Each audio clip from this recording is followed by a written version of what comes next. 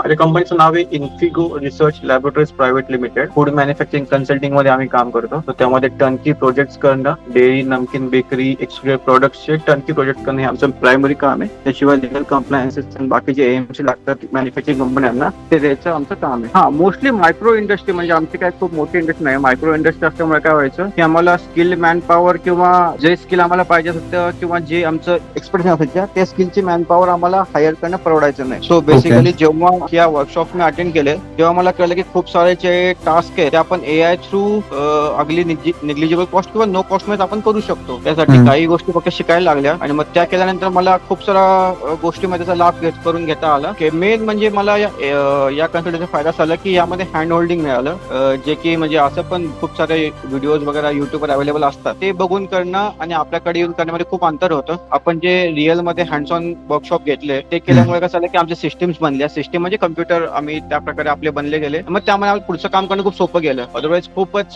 Technical गोष्टी असतात की ज्या आम्हाला सामान्य लोकांना ते करायला वेळ जातो. या सगळ्या ज्या गोष्टी आहेत ज्या की समोरासमोर शिकवल्याशिवाय कळणं थोडं अवघड जाऊ शकतं नॉन टेक्निकल माणसाला, ते आपण आपल्या वर्कशॉप थ्रू आम्हाला कळालं आणि त्याच्यामुळे आम्हाला ते इफिशियंटली यायला वापरता आलं.